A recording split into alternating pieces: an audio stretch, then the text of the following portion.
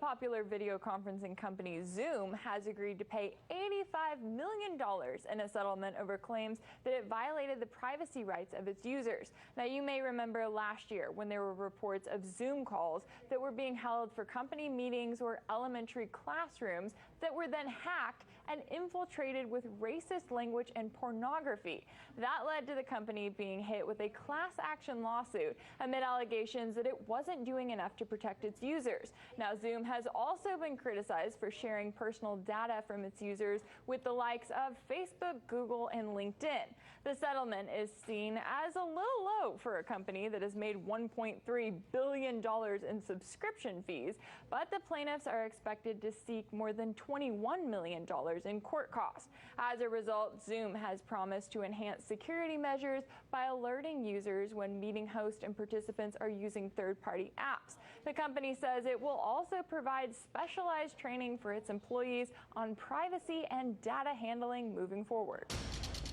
And cybersecurity officials from the United States, United Kingdom, and Australia published an advisory last week calling on private and public sector companies to fix vulnerabilities in their systems and software that could be exploited by hackers. Now, the advisory by the UK's National Cybersecurity Centre, Australian Cybersecurity Centre, and the US FBI and Cybersecurity and Infrastructure Security Agency states cyber actors continue to exploit publicly known and often dated software vulnerabilities against broad target sets, including public and private sector organizations worldwide. However, entities worldwide can mitigate the vulnerabilities listed in the report by applying the available patches to their systems and implementing a centralized patch management system. Now, that statement seems particularly technical, so let's get some insight with Morgan Wright. He's the Chief Security Advisor to SentinelOne and former Senior Advisor to the U.S. State Department Anti-Terrorism Assistance Program. Morgan, always a pleasure to have you on.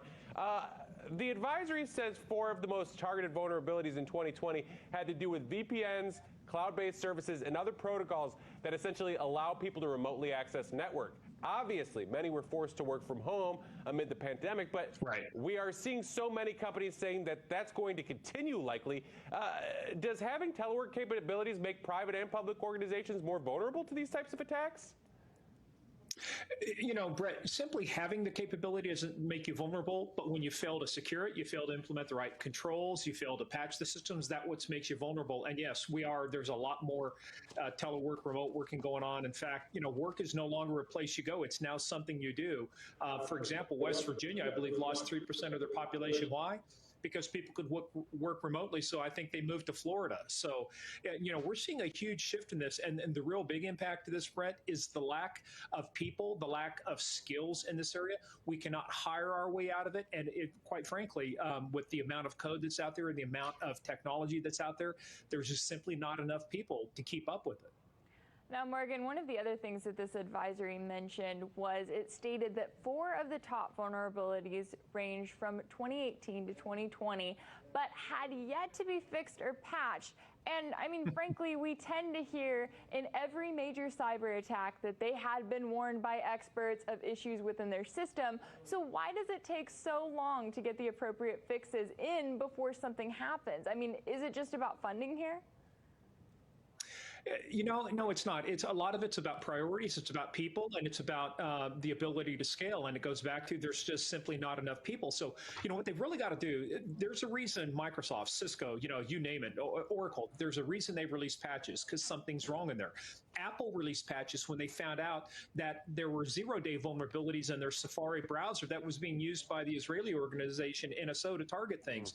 There is a reason to patch things. But look, it's one thing for consumers. I can update my phone, but when you're an enterprise and you've got 50, 100, 200,000 endpoints, you know, I'm not trying to mitigate it, but I'm simply saying it is a complex issue. But look, there are priorities, and the people, to your point, have to prioritize these things, especially things around security, remote access, and like you say, cloud services. We keep getting hit by the same things. I mean, the playbook is there. We know, we've seen this movie. We know how it ends. We've just got to start cutting off, you know, what happens here. So this isn't a situation like when I get a Windows update and I say, remind me next week. Anyway, I want to move on to another cybersecurity issue here. Last week, President Biden signed another executive order on cybersecurity aimed at protecting critical infrastructure. The order mostly calls on companies to voluntarily meet a series of criteria like encrypting data and requiring two-factor authentication. The Biden administration has made a lot of moves over the last few months as, cybersecurity becomes a hot topic. But is any of this actually going to make a significant impact? If I knew that answer, I'd be rich sitting on an island somewhere. It is so hard. You know why? Because we're dealing with people at the end of the day. You can have executive orders. You can have laws, you can have policies, you can have regulations. But at the end of the day, things change. In fact, the problem is technology evolves faster than the ability for law and policy to keep up with it. I think I may have told you this before. The original wiretap law was written in 1928. I mean, nobody knew about the internet back then except Al Gore, and he hadn't invented it yet. But this gets into an issue. Executive orders are only as good as long as the next administration, if it's a different one, keeps that executive order in place. This is a long haul. The problem is with this infrastructure bill you all have been talking about, there's not enough money in here to improve our IT infrastructure. We have to overhaul the entire IT infrastructure if you really want it to be secure. Otherwise, we're just putting patches and we're gluing things together, and it looks like a patchwork instead of a seamless, integrated system that it's supposed to be. Now, before we go, I want to bring up one more comment that Biden made when he reportedly told intelligence officials, quote, "If we end up in a war, a real shooting war with a major power, it's going to be as a consequence of cyber breach of great consequence." Has this situation really gotten that bad? Let's hope not, because if somebody breaks into my computer and it starts a war, I don't want to be responsible. This what gets into, this really defines a clear problem with, we know about the release of nuclear weapons. Every nation who has nuclear weapons has a set of protocols that says this is what we'll do. We don't have clear policy yet on when does a bit and a byte get a bomb and a bullet.